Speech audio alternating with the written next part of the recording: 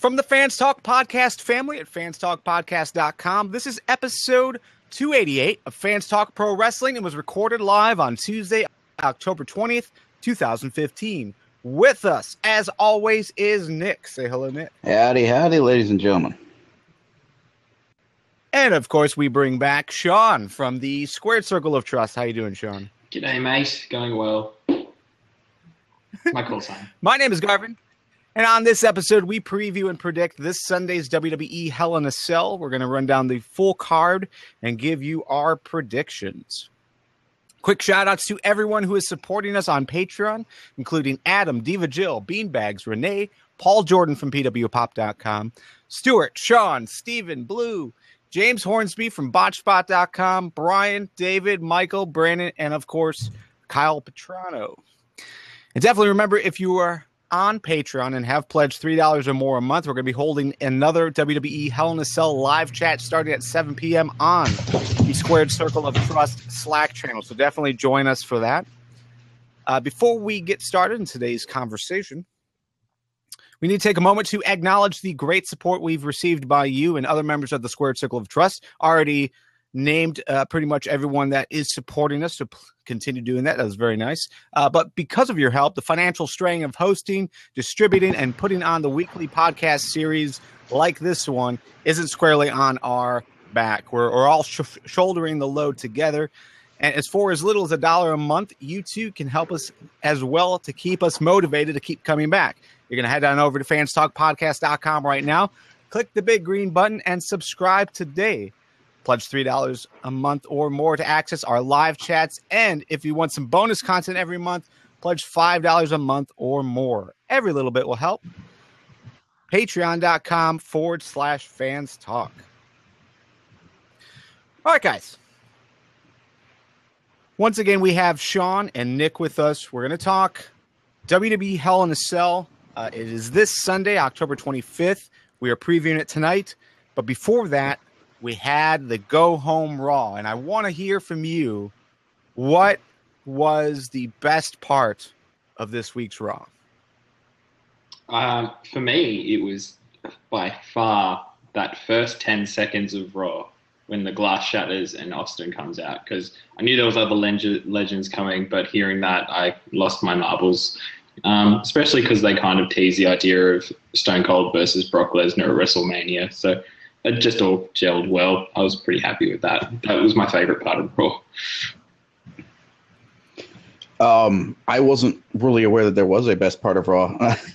I'd probably have to say New Day, as it usually has been. I wasn't expecting Stone Cold to actually come out on TV, but I guess it kind of makes sense given that he had the podcast with Lesnar afterward. Well, you say it makes sense, but at the same time, like, what was up with all the drama, like, all week about whether or not Stone Cold was even going to be a part of Raw?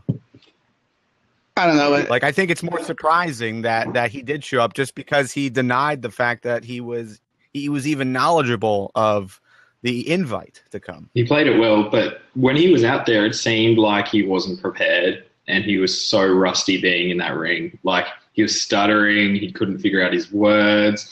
But the thing is, all he has to do is stand there and people lose their minds. Like, the music hitting was enough for me to get excited.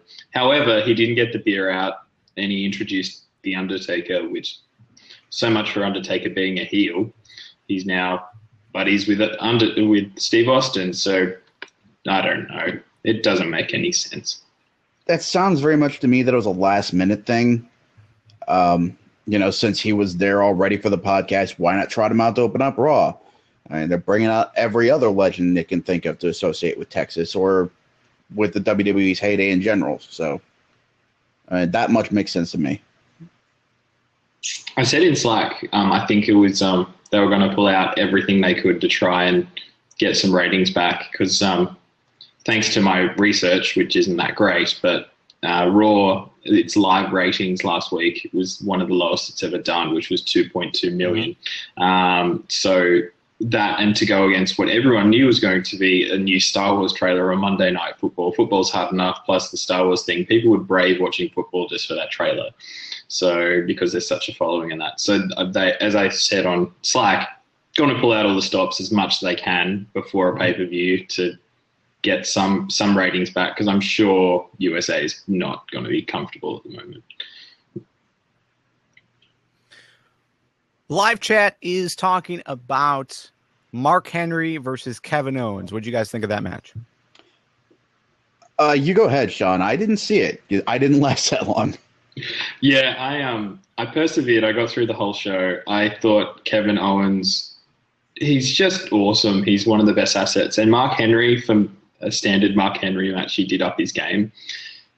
Probably wasn't the best match, but it was still very much up there.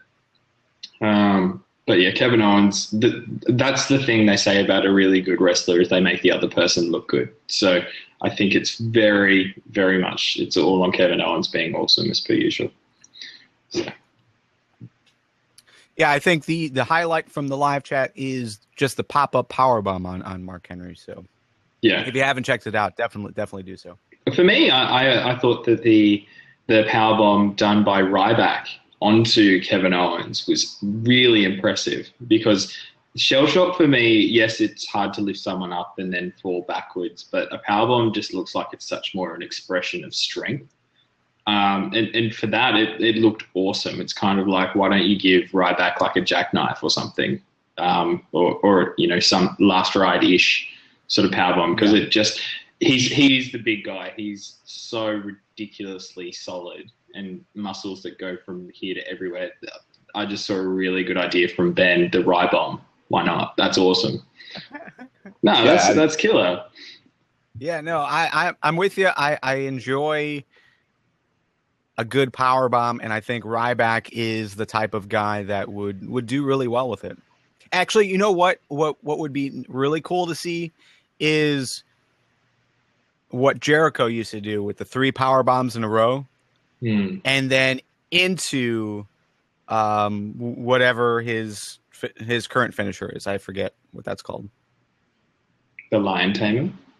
Oh, wait. No. Ryback's current finisher. Yeah. It's like the Fireman Scary. Yeah. That would be impressive as hell.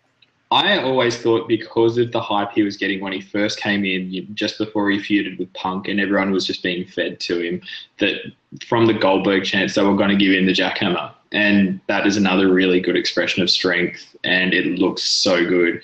And at that point, and he's getting better, and everyone knows I'm a certified Ryback hater, but he, he's getting better. He's working with some better people to help him lift his game.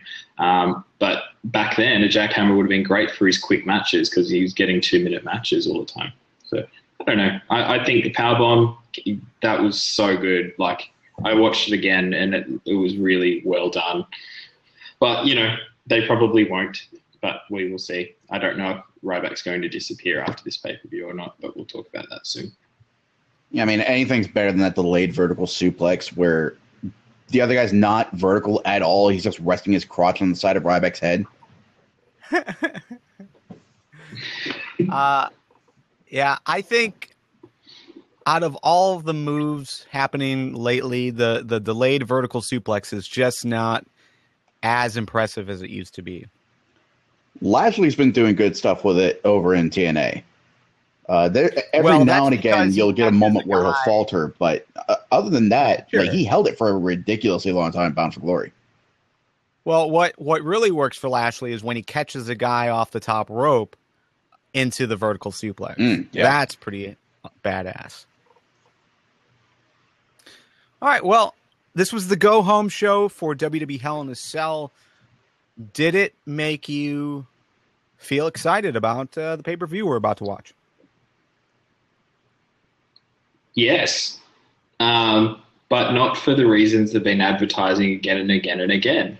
I like to see Brock Lesnar, but I think that Undertaker should, I'm happy this could be, one of his last matches. I think he'll probably do one more WrestleMania, you would think. But who knows? The guy's done more matches this year than he has in previous years. I'm actually excited to see Roman Reigns and Bray Wyatt. I think they really built that story out well, and Roman Reigns hasn't been that bad lately. So I think that'll be a really solid match. We'll see how we go. And obviously the Open Challenge, which is now moved to pay-per-views, for this one anyway, for Cena to go away. But who knows? That should be really good. There's so many rumors on that one as well. Honestly, I'm not really all that excited. And the weird thing is, it's not even because of the card. Individually, there are several good matches. I think there are more good matches than there are bad ones. Like you said, Sean, Roman Reigns versus Bray Wyatt should be pretty solid if they book that correctly. Kevin Owens will put on a good match, I think. I don't think Ryback will drag that down much. New Day versus Dudley's, that's going to be awesome to watch. We'll probably get a pretty decent Divas title match. But I don't know. There's just been such a malaise surrounding the WWE for me as of late. With all of the legends coming back and all of the focus at Hell in a Cell being on Taker versus Lesnar rather than the world title. I don't know. It's just really hard for me to get excited about this. It's interesting. I think the success of NXT is actually starting to confuse the popularity and change the way we look at things. Like for us, we've always said that NXT is superior, or has been for quite a while. But I think people are starting to realize that, and even WWE markets how amazing, the main events are being and all that sort of stuff. And I think the popularity is shifting, and it's actually hurting the main product because they're now having to try too hard to get a good result out of a Raw, and 3-hour Raws kills it. That is the moral of the story. It's killing WWE main roster is 3-hour Raws. Yep, absolutely. So, Ishmael, you were correct when I saw that on Facebook. 2-hour Raws would be awesome. It would make money. Yeah. It would be so good. So. And you don't hear many people not saying that. Triple H has even gone on record saying that during one of the podcasts that he did on the network. So, it's pretty much understood that would be so much better for everyone. But at the end of the day, I don't know if it's just because of the agreement that they've made with USA that they can't go against that. Maybe they signed like a 3-year deal to do that, or a 4-year deal, or whatever. But at the same time, I don't know. I mean, are the additional like hour or so of ad sales, is that worth it? Is that worth getting versus putting out a good product? Yeah, and it's really interesting with NXT. It's actually broadcasted on our cable over here in Australia on one of our channels. That's got the same as Raw, and they do Superstars and all of these in one hit. And the ratings, it's actually quite funny. You watch Superstars, which no one watches, SmackDown, which is better, and then Raw, which is better again. But NXT is actually better than SmackDown at the moment for an hour show in Australia, which is it's a TV recording that they've just put on our cable television. And so you go, they can make a 1-hour product every week so much better than a 3-hour. And they've got, a little bit less in the numbers of roster, like how many people are on the NXT roster, and yet they can do such a better job with the smaller venue, and it's getting more popularity. I think it could be the time for Vince to maybe consider taking a step back, because it seems like his decisions aren't working. I mean, the ad sales have to be making it worth it, at least the shareholders, and I imagine that's who really holds the sway here as far as a 2-hour show versus a 3-hour show. Because that's got to be the only reason they're keeping it 3 hours, I would imagine. It has to be contractual, you would think. Too. Yeah, I think you're right, Garvin, there. How long has 3-hour Raw's been going? 2 years now? Or going on 2 years? Seems like it. It's about 2 or 3 years, yeah. Yeah, so I think it could be a 2 to 4 year, or they might be renewing it year on year. And perhaps they weren't predicting how hard it was going to be going into football season this year. Maybe. I don't know. Well, I got to say, I think that's when I stopped liking Raw as much. I think that was the beginning of the end for me, is as far as wanting to watch Raw every Monday live. Just the fact that it's 3 hours, especially after, a 3-hour pay-per-view with an hour-long pre-show the night before. Just way too much. All right, so let's go ahead and run down the card. We've got Dolph Ziggler, Cesaro, and Neville versus Rusev, Sheamus, and King Barrett. That's your kickoff match. We then have The Undertaker versus Brock Lesnar in a Hell in a Cell match. Roman Reigns versus Bray Wyatt in a Hell in a Cell match. Charlotte versus Nikki Bella for the WWE Divas Championship. The New Day versus the Dudley Boys for the WWE Tag Team Championships. Kevin Owens versus Ryback for the WWE Intercontinental Championships. And John Cena versus someone for the WWE United States Championship. That is the open challenge. Our main event is Seth Rollins versus Kane for the WWE World Heavyweight Championship, with the stipulation that if the Demon Kane loses, Corporate Kane will be fired from being Director of Operations. Which match are you most looking forward to? I think I would have to say I'm looking forward most to the tag team title match. Every week those two teams come out, it's always must watch. It's easily the best part of the show for me, and I don't see that being any different here on Sunday. I think that will be good, yeah, but I also think there is a very high opportunity that Roman and Bray could steal the show, pending on good booking. So I'm going to put my faith in that one and say that'll be the match of the night. It's a rarity to have a mediocre John Cena versus, or like a John Cena Open Challenge match. Those have always been very good. So I definitely think that regardless of who's going to fill in, that's going to be a great match. But for me, it's going to be Kevin Owens versus Ryback. I thought their first match where Kevin Owens won the title, I thought that was a great match. So, yeah, I'm really looking forward to that. I am. Sorry. What's up? I am in shock that someone is choosing a Ryback match as the match of the night. That's something I never thought would ever see. I'm kind of speechless at you. Hey. Personal preference, I guess, but yeah, I always enjoyed. I enjoy Ryback. I don't know why. I just like him. Sorry. It's all the pretty colors on a singlet. Yeah. Is it because you're always hungry, Garvin? Is that why you want to? Maybe I can relate to him. I think that could be it. I just love how it changed. Like, it was just feed me more. There was no explanation. It didn't need one. It was just a cool statement. And then he's gone into talking about energy and positivity. And man, heel Ryback was so much cooler. He's now just, I don't get it. He's still strong and he still does cool strong man stuff.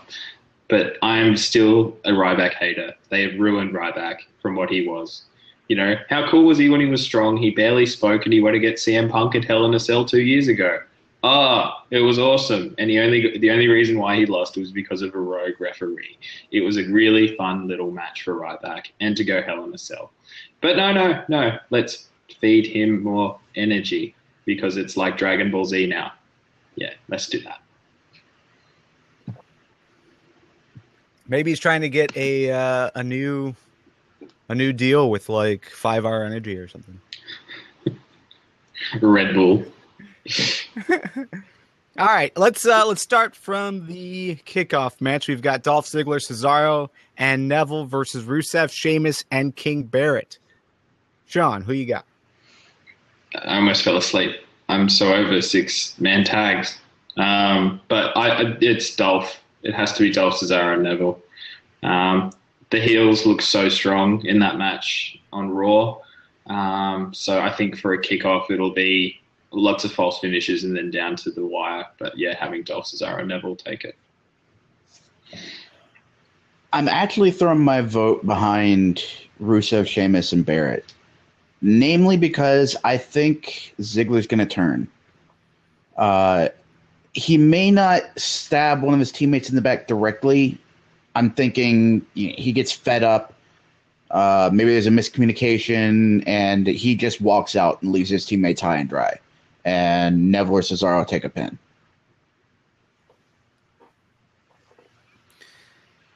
Yeah, I mean, out of the two teams, I suppose it really doesn't matter who wins.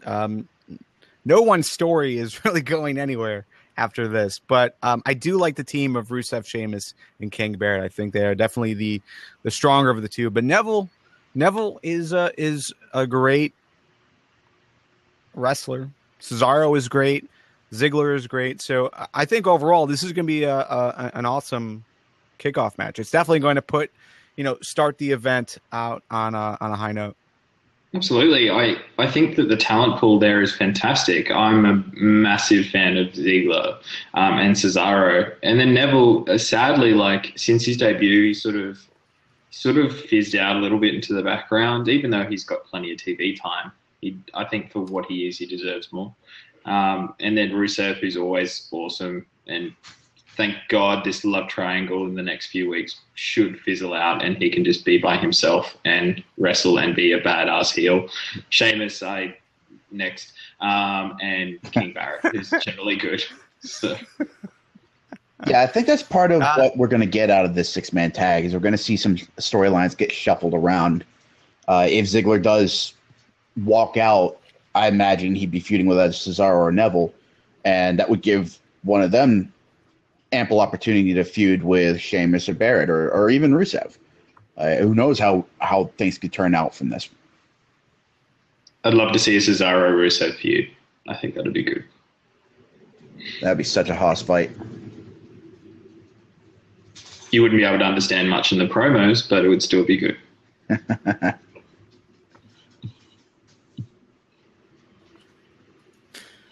All right. Let's skip ahead to the tag team championships. The New Day versus the Dudley Boys. Obviously, this is another rematch between these two teams.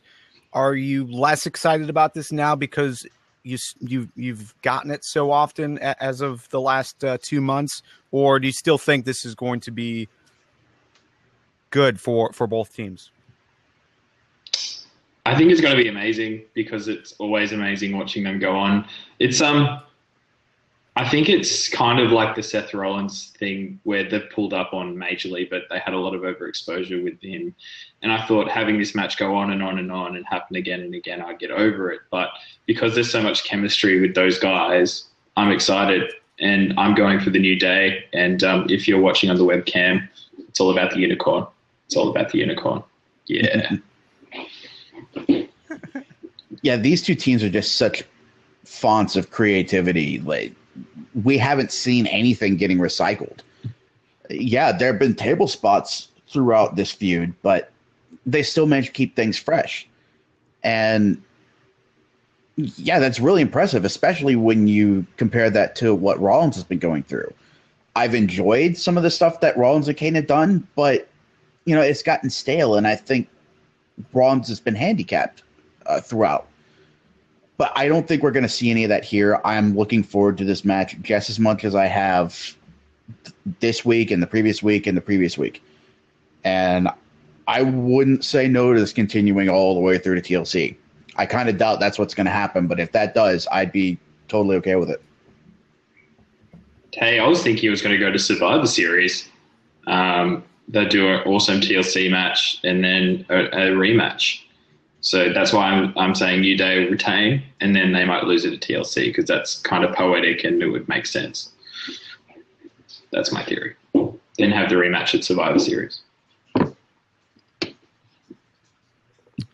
I do like the idea of this going up until TLC. For them to cap off the series with that, I think would be pretty awesome. Just the nostalgia factor of seeing the Dudley Boys in a TLC match, I think would be really cool. Also, Kofi in that type of match too would be great to see. I think Woods would be a very surprising dark horse in that match. Just given what we know about him and what we've seen from him in recent weeks. Dude, totally. How about all the bumps he's been taking, like tables and crazy power bombs? Xavier Woods, no, you can't have a match. You're just going to take a crazy bump every night. That's what's going to happen. And then you just yell at people for the rest of it. Man, what a job. Hey, I get put through a table. What else do you do? Play a trombone.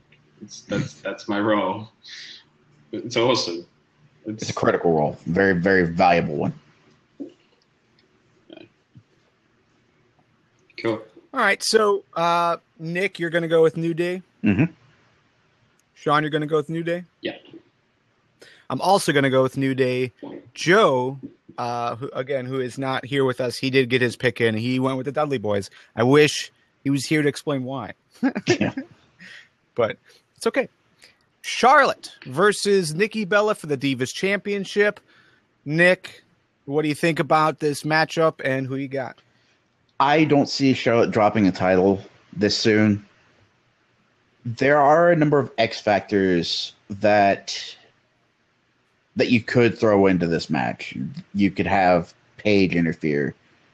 Natalya could do something to try and interfere with Paige. Team Bad can make an appearance. Team Bella could try to stack the deck. There are all kinds of X factors that you can't really rule out, but I'm betting on Charlotte retaining. My hope is that, and I never thought I'd say this in my entire speculation, I actually hope Nikki Bella gets it.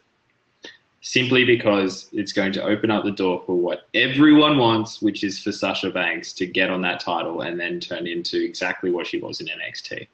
So, they're opening the door for her at the moment. They keep on giving Sasha so much camera time. They talk about her all the time.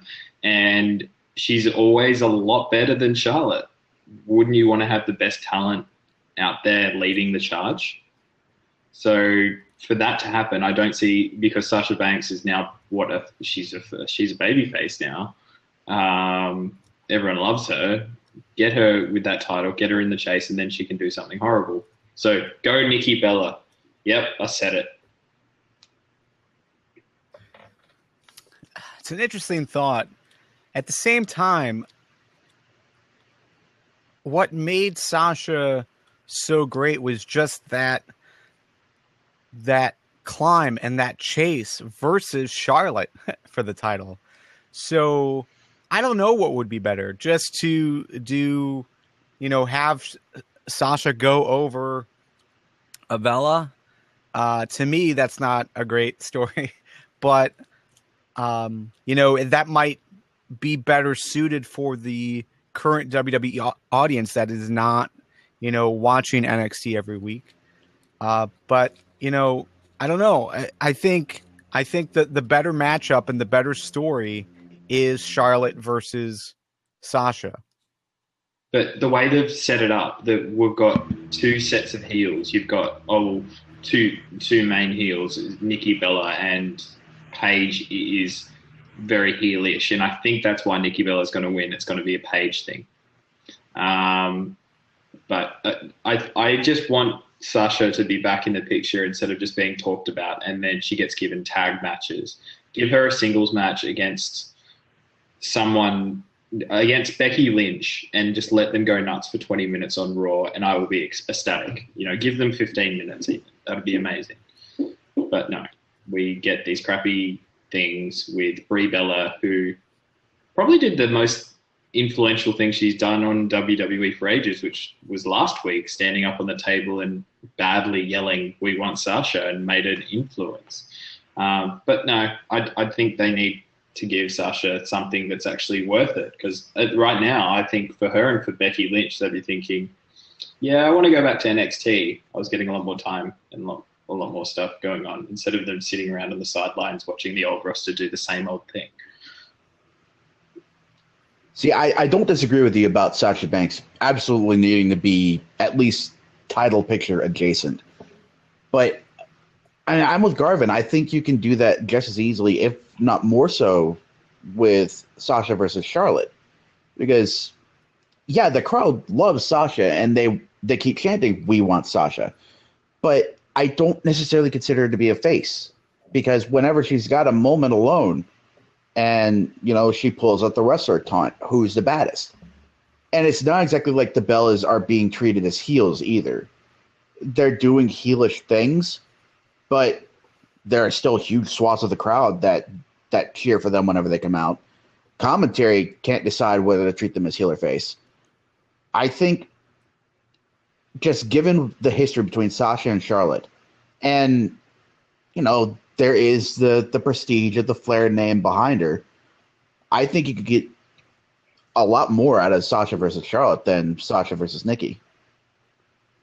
Perhaps that's something they're saving for WrestleMania, and that's why it's going to be a painful long road to get there, which I'd be happy to wait for that. Yeah. But in the meantime, I'm sick of having veterans versus these new kids, and the new kids are held back from the veterans. There's a whole lot of things that confuse me about like what happened this week on Raw. Nikki Bella is being portrayed as being so strong at the moment. There was a moment where, is it in Team Bad? Is it Naomi or is that Alicia Fox? Naomi. Yeah, Alicia Fox is with Team Bella. Okay, so Naomi went on a massive kicking spree and was like going on a crazy offense in the middle of the match. And there was like 6 kicks that were really fast and Nikki was selling. And then all of a sudden she turns back and kicks Naomi once and Naomi's down and out. And that was it. It was so like every John Cena match.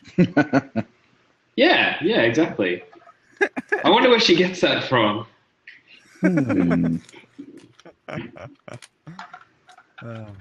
All right, so Nick, you're going Charlotte. Sean, you're going with Nikki. Yeah, I can't believe it, but yes. Joe is also going to go with Charlotte. I'm going to go with Charlotte. But real quick before we move on, this is being brought up by Blue in the live chat. He says, Charlotte and Paige with Nikki and Natalya hovering around 2. That's a decent picture for the next few months. You guys agree with that? I mean, like, are you happy with that title race? That could be very interesting.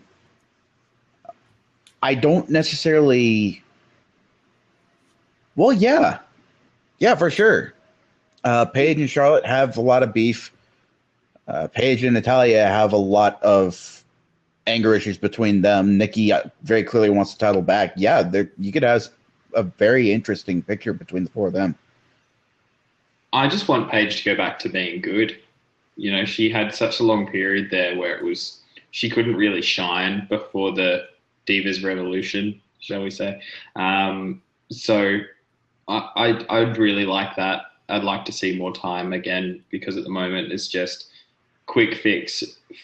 Commentators don't know who's what, and there's no clarity. I think they need to go back and really distinguish who's going to be what role and then move forward. But yes, I somewhat agree. Yeah, and with the addition of Sasha in that, yeah, I think overall there is a lot of interesting stories that they can tell. But as long as the commentating team can't tell the difference between a heel diva and a face diva, and they keep changing that over and over again every week, it is going to be hard. But yeah, I think match wise, all 4 of them plus Sasha, I think that could equal out to be a lot of good matches. Yeah. All right, so once again, we are previewing WWE Hell in a Cell, and we've got 2 Hell in a Cell matches. The first one is Roman Reigns versus Bray Wyatt. Sean, what do you think about the overall build for this, and who are you going with? I was really impressed with how much time they were investing in building this feud up on Raw. Apart from the idea that there was 3 6-man tag matches this week, and I get it's a go-home Raw and everything like that, but they really built the story well. So I think Roman's looking really strong. I think at least on this Raw, he was really getting over. The crowd were loving him, and he seems to be working a lot harder. So I'm hoping Roman Reigns, and I think maybe it's time to start giving him a really slow push again. If they're going to keep him face, it's going to have to be a slow one, but he seems to be building up really well. So, yeah, I think Roman Reigns will take this one. I'm also going to throw my vote behind Reigns. It's been a really intriguing build. Not necessarily good throughout. like last week, where he was just so clearly struggling with that promo. He's been booked rather inconsistently. He's obviously built as an unstoppable badass.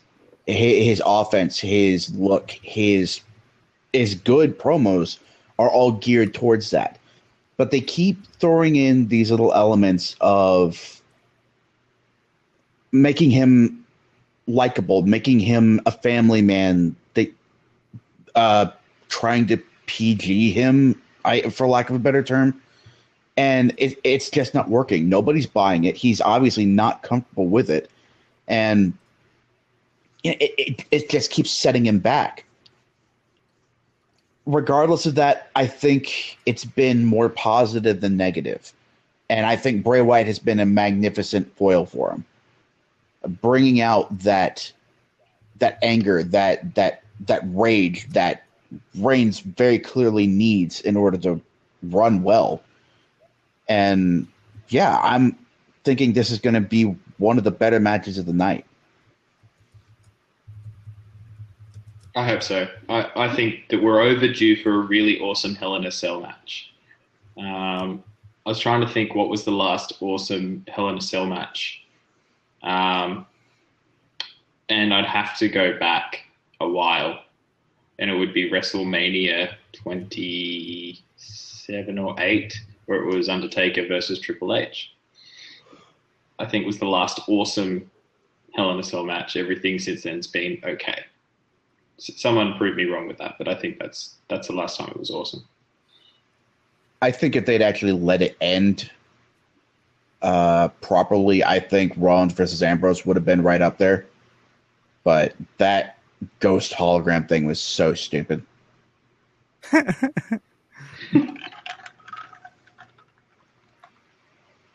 So Joe and I are also going to go with Roman Reigns in this one.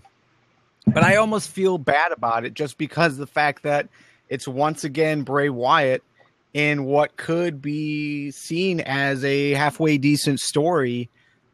He's consistently good on the mic. He's consistently good in the ring. And then once again, he's here to build up his opponent, whether it's Cena, whether it's Reigns. It always seems like that's his spot. Do you think he'll ever get over that, or is this where he's going to be for the rest of his career? At this point, I don't really care. He doesn't need to win these big pay-per-views in order to remain relevant. You know, people still do the cell phone deal with his entrance. They're still his Fireflies, and he's still very clearly over. And he's still obviously being pushed by the company. They keep giving him guys to support him. They keep putting together the Wyatts again. So, yeah, as long as he keeps on doing what he's doing, I really don't care if he wins these big matches or not, because he still wins more often than not overall. I'm going to throw some spanners out there. I think I totally agree. I think Bray Wyatt is the certified heater for talent. He just gets them up, builds them up, and sends them on their way.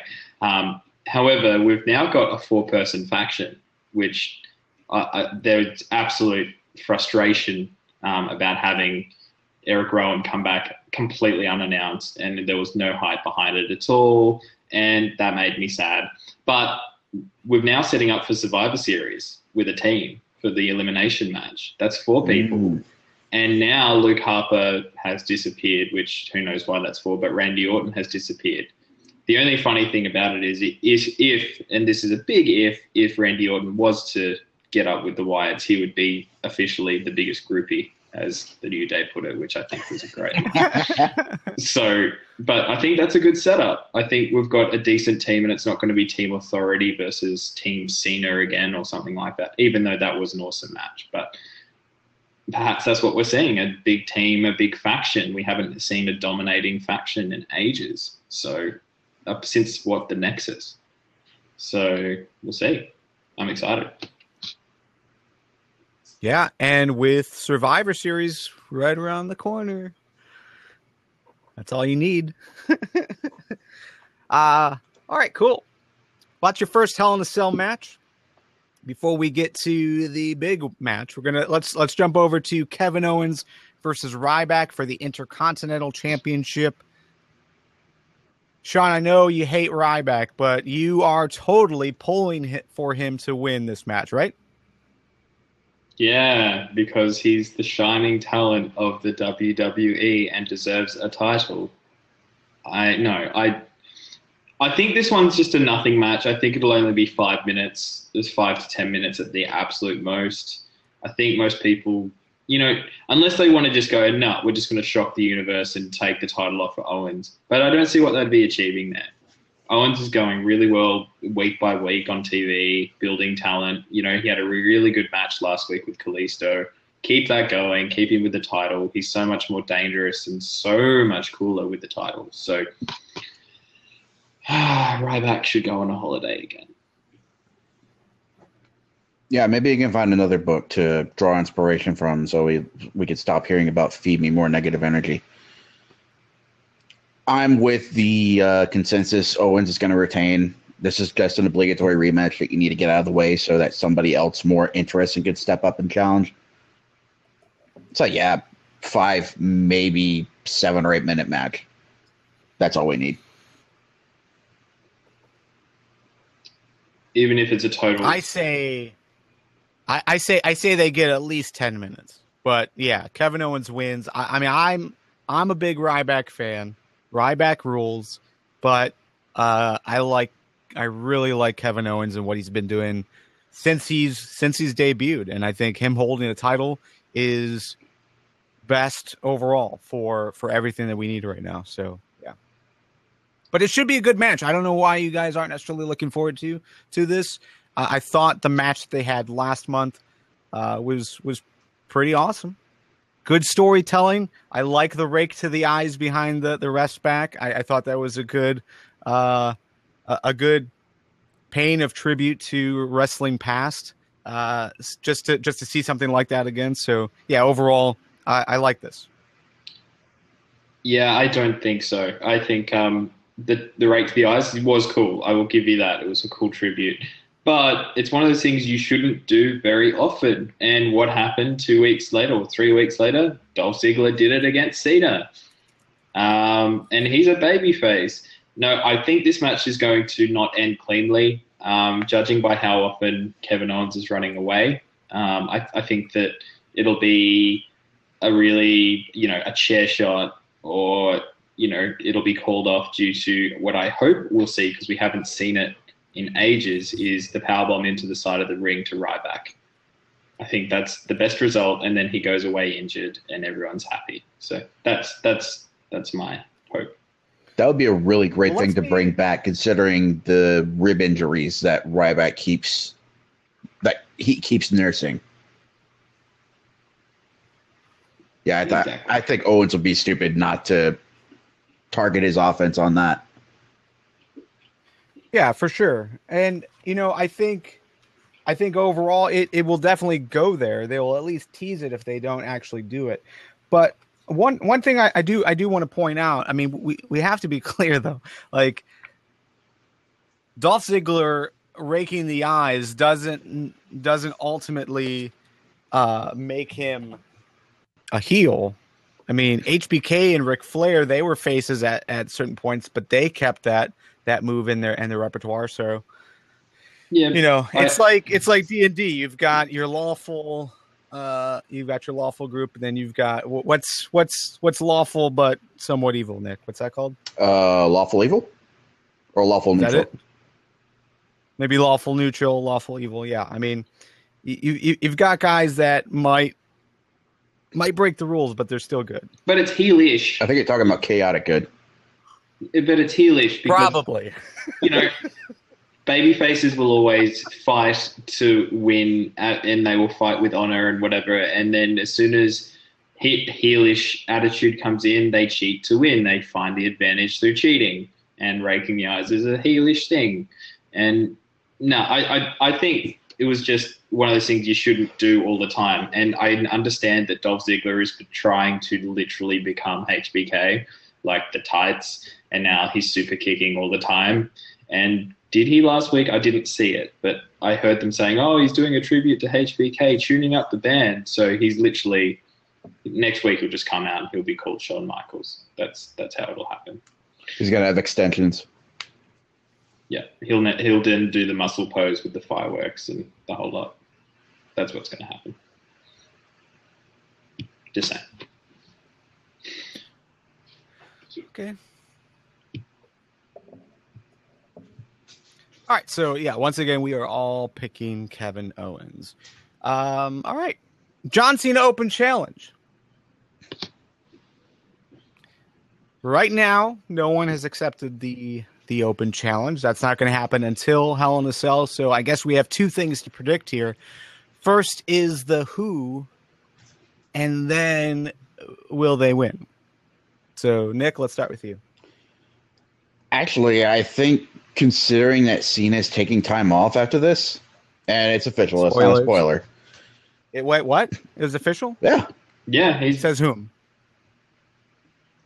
He said it? He was in an interview. I can't remember what website, but he was in an interview saying, yeah, I'm going away because he's doing a game show or something. A TV show for 3 months. So, which, that's going to line up with the Royal Rumble. Just saying. Anyway. Yeah, that's just to me that he's dropping the title here at Hell in a Cell. As far as who, I'm really attached to the rumors that Tyler Breeze is going to be making his debut. He's been doing more live events, more house shows for the main roster. All the rumors are saying he's considered a main roster talent now, and it's not unprecedented for your very first match on the main roster to be against the champion and to win their title. Paige did it. Kevin Owens didn't do it, but he beat Cena on his first night. So yeah, I could absolutely see Tyler Breeze come up and win the U.S. title. But has he been looking strong at all?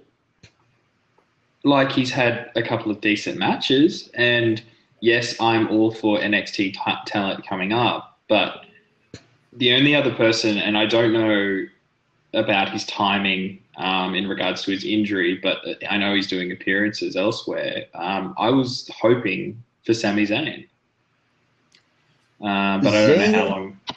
I don't know how long he's out for. He said in his last appearance at NXT, he said that he wasn't going to be coming back this year. His injury was that bad. Okay. So, yeah, I highly doubt it would be Zayn. The other person I had in mind was Daniel Bryan. I thought it could be time. It's a great way for him to come back. He'll look amazing. Everyone would lose their mind. It's a perfect time. Has he had that third appointment yet to get him checked out? Well, I don't have his schedule here with me, so no, I'm not sure.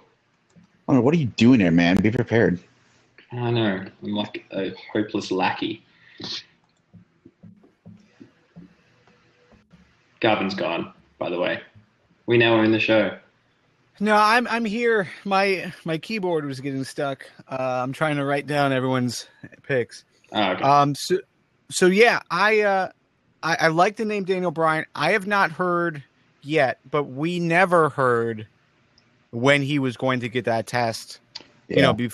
Previously. So it wasn't made mention until much later. So yeah, there isn't any news about it, but they could be holding that back just to make his return a surprise. Yeah. It seems like with all the surprise stuff, though, it's like they will hold it for the WWE universe. Yes, they'll hide it, but then they'll hide it extra more just because they want to rib the rest of the roster. So, like with Royal Rumbles, they'll hide the guest appearances in another trailer and not tell anyone about it. With the Sting 24 episode, it was really clear when he debuted. They hid him for like 12 hours or something before he came out.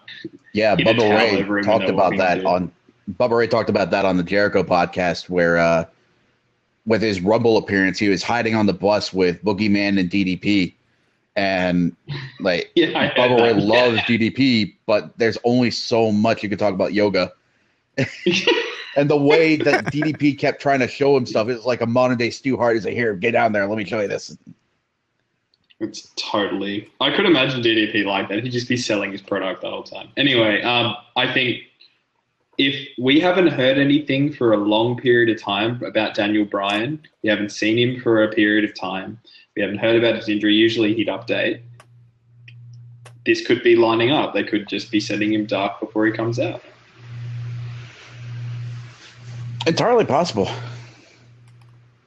I hope so. They need it. They need him at the moment because they're just so thin, and with the ratings as bad as they are, and as much as people go, WWE doesn't care about ratings. Oh, they do. They have to because that's what pays their money. So, no, it's perfect timing, and they might push him back up. If he's cleared by one doctor and not by WWE, just get him up and get him doing just squash matches or something. Just get him there. Quick question. Who in Australia are you talking to that says WWE doesn't care about ratings? No, it's not anyone in Australia. It's what I hear across podcast land. Wow. People like every news story you hear is about ratings and how it's affecting WWE in a negative way. Vince McMahon's taking over for creative, or whatever. No, it seems like there's always kind of some kind of drama surrounding low ratings. I don't know if they do it in the States, but if in politics, right, they do polls to see who's preferred or whatever, and then the politicians rant and rave and go on about, and the public who support the party that's losing, they all go, no, ratings mean nothing. No one cares about ratings. It's the same thing. And everyone's going, no, ratings are fine. We don't really care about ratings. Who cares? So I think it's in the same sort of line as that. But yes, there is a large amount of podcasts and news stories that all they talk about is the ratings and the figures. But the only thing I would be concerned is if you get the same result or worse continuously over a period of weeks. And I think they haven't got over 3 million in like 3 months. So they'd be in trouble. That's a big deal. Yeah, for sure.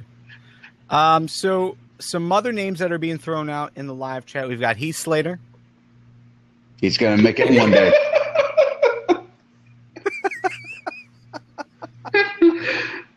If Slater actually wins, I will happily do the next broadcast wearing Andre the Giant style wear. I will do that.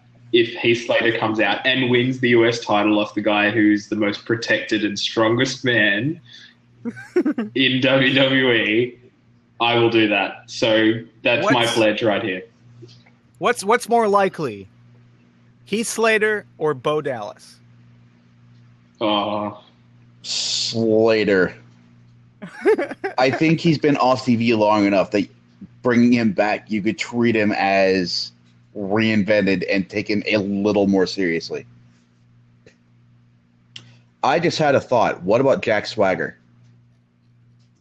Yeah, Jack Swagger is a name you haven't heard in a while. I thought I read somewhere, like maybe he was tweeting, and it just seemed like he was done.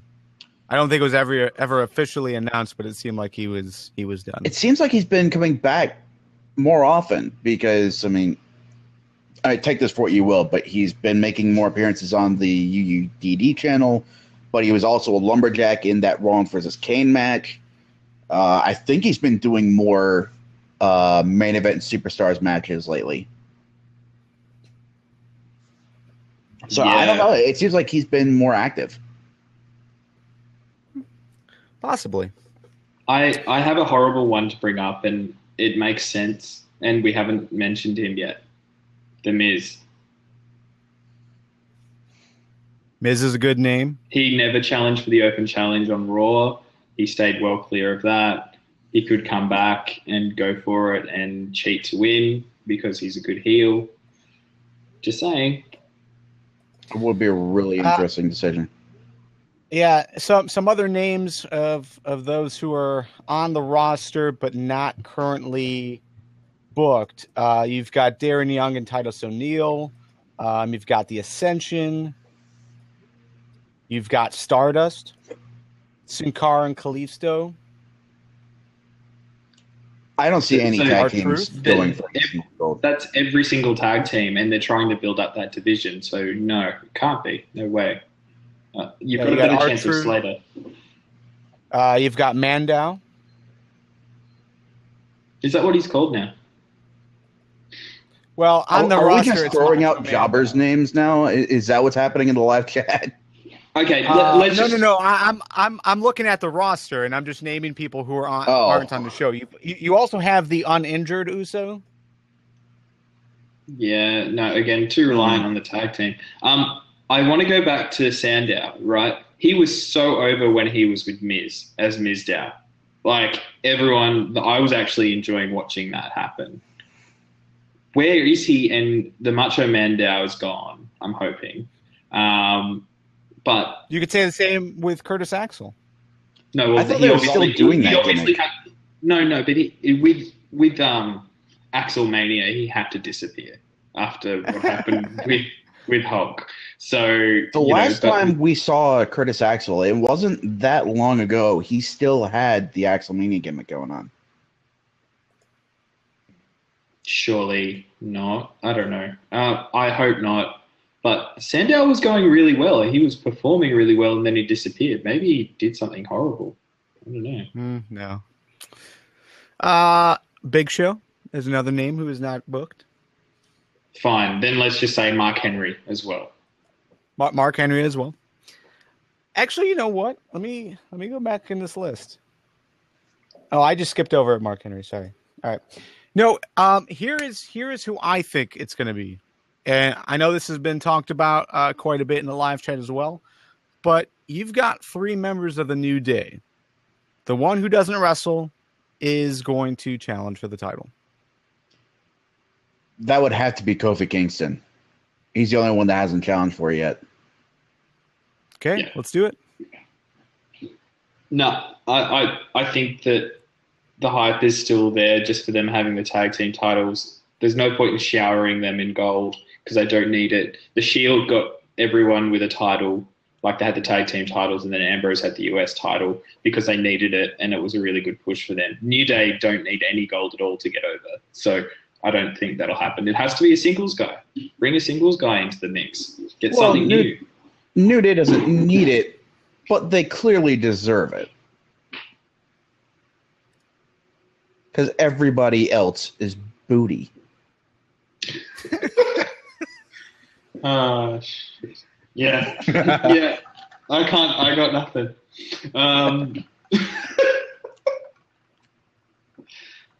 Booty. I want to know where that came from. You know, the first time I ever saw that was they were on like a little scooter tricycle thing, and Sasha Banks was at the front. And they're just chanting, booty! That was great. So. All right, so we have gone super long, so let's quickly go through the final 2 matches. And we're all going with Cena loses the title. Mm-hmm. Undertaker versus Brock Lesnar in a Hell in a Cell match. Sean, who you got? Lesnar, for sure. They built him up so strong over the past few years. He's unstoppable. It's a really good way to end the series, having the guy who's going to be there in 5 years, who's signed a 4-year deal or whatever he signed. Keep Lesnar going. Keep him strong. Keep him as an attraction. So, go Lesnar. I really want to say Lesnar. Say it. I'm really afraid that they're booking Taker to win this because they're casting this as his opportunity to finally get his revenge for his Mania loss. They're not counting that. Well, they're not counting that match that he won because I don't count it either. It was clearly tainted. No. Yeah. So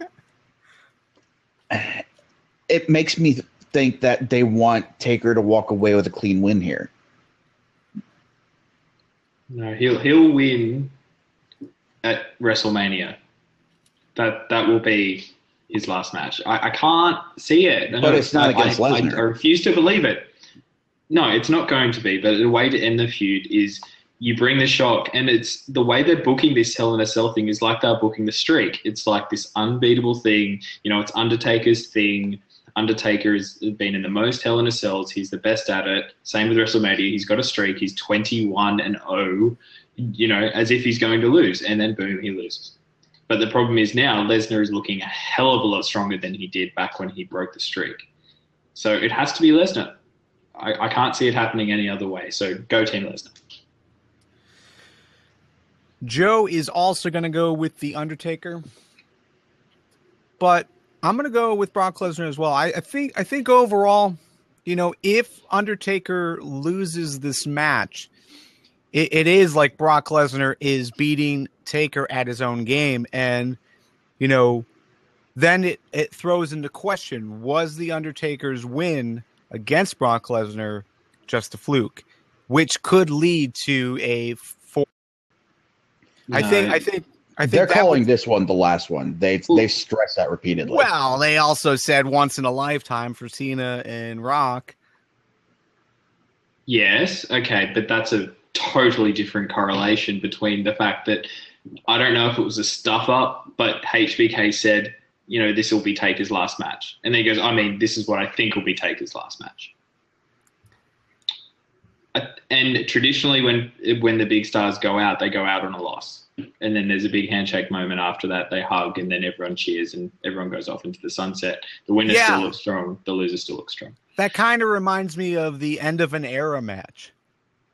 Yep. You're not helping me at all, eh?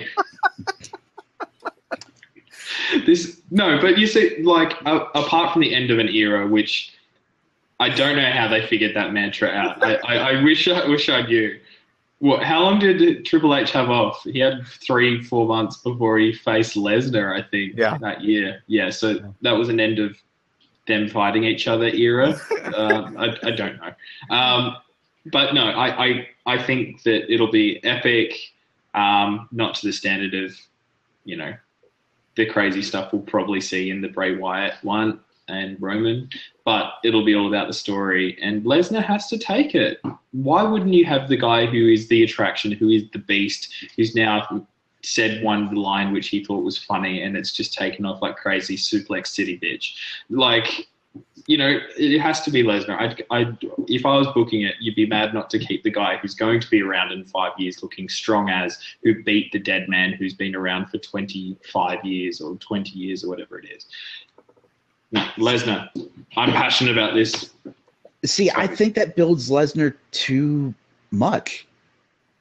You don't need to build Lesnar any bigger than he already is. He broke Taker's undefeated streak of WrestleMania. That's about as big as it gets. Just going on to, wreck whatever he's got going for him at Hell in a Cell. There's no streak on the line here. It's just Taker's been in more Hell in a Cell matches than anybody. They're not booking him as the master of the Hell in a Cell or anything. So Lesnar doesn't have anything to win here other than pride, and a loss here doesn't change that. He's still going to be a prideful SOB. I think here, if Taker wins, you make Lesnar just a little bit more human and a little bit more manageable for whoever goes on to face him next. Because otherwise, if you just have Lesnar stomping Taker into the ground repeatedly in every match that ends cleanly, who can take him? Reigns certainly can't. It's doubtful that Rollins could. And with Heyman behind Lesnar, it becomes that much more insurmountable. So I think as much as putting Lesnar in the situation kind of sucks, I think it's the most logical way going forward, preparing Lesnar for his next opponent. Okay. The final match of WWE Hell in a Cell is Seth Rollins versus Kane for the World Heavyweight Championship. If the Demon Kane loses, Corporate Kane will be fired from being Director of Operations. Now, I know there are a few people already lining up to try and take that spot, like Otunga. It sounds like we also have Corey Graves trying to edge his way into that spot.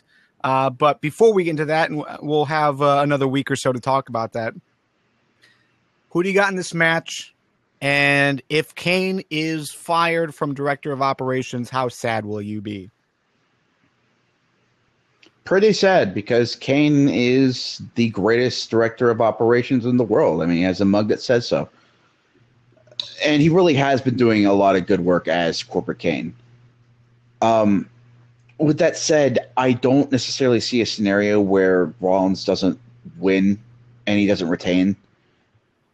I've seen scenarios floated where Kane wins it and then Sheamus cashes in, and I suppose that is possible, but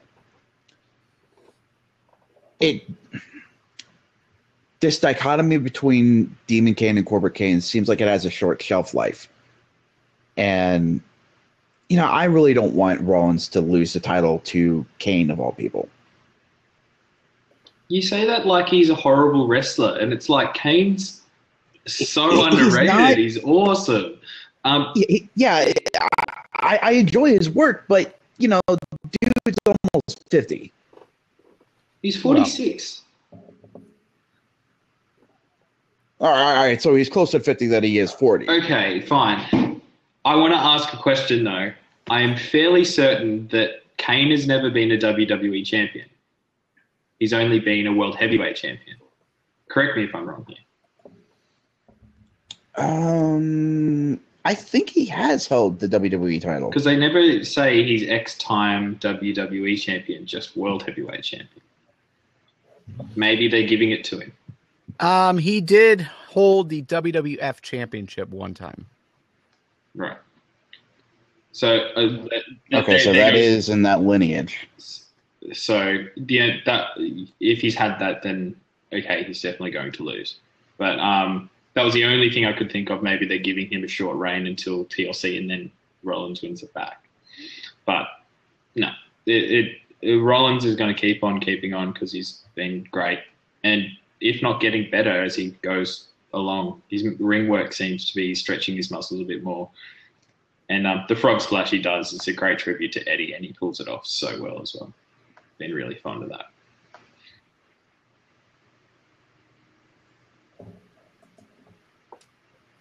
Okay. I'm going to go with Seth Rollins. I'm going to be really sad that Kane is fired, but I can't imagine they'll take him off TV for very long. It's almost sad because much like this similar story that we had in TNA with Abyss and his brother, who I can't think of his name now, Joseph Park. I think overall, I just like that they're giving him something different to do, and he's excelling at it without much hesitation. There's no awkwardness. He continues to get better and better every time that we see him. So I'm definitely going to be sad. It'd be interesting to see who they put in there. I know Atanga's name's been thrown out. Corey Graves been thrown out.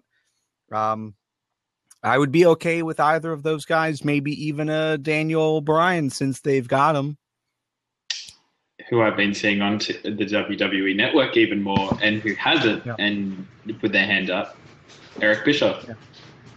Eric Bischoff, there we go. That's a good name. So again, hopefully we won't know by Monday who that is, so that we can spend a little bit more time next week talking about it. But yeah, overall, that's your pay-per-view. Sweet. Let's just go through the votes one last time. For the kickoff match, Ziggler versus Cesaro versus Neville. I'm sorry, Ziggler, Cesaro, and Neville versus Rusev, Sheamus, and King Barrett. We are 50-50 on that. We are also 50-50 on Taker versus Lesnar. Roman Reigns will defeat Bray Wyatt. Charlotte will successfully defend the Divas Championship against Nikki Bella. The New Days will be successful in their defense of the Tag Team Championships against the Dudley Boys. Kevin Owens will retain the Intercontinental Championship. And whoever steps in to face John Cena, whether it's Tyler Breeze, a member of the New Day, or Daniel Bryan, they will walk out with the title. And Seth Rollins will be your World Heavyweight Champion by the end of the night. That's it. Sweet. So we went a little bit over on time, so let's go ahead. We're going to skip NXT. We're going to skip some shout-outs that I had for the WWE Network. We're also going to skip Win Fail. Let's stick around for another 10, 15 minutes and handle that over on the Squared Circle of Trust, a little bonus content for Patreon subscribers. And with that said,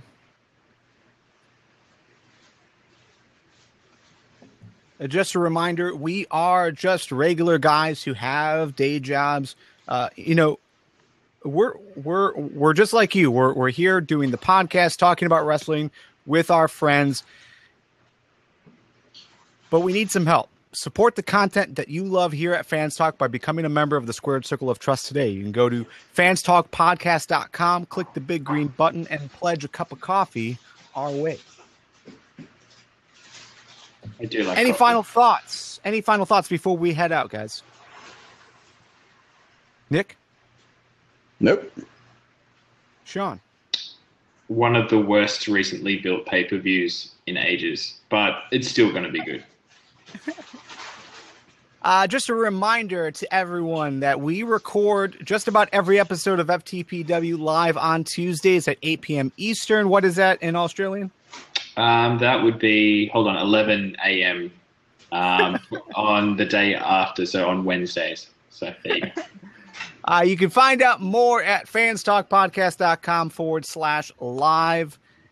Thanks to everyone who joined. We have Diva Jill, Ishmael and Robert, Beanbags, Blue, and I X'd out my list on accident.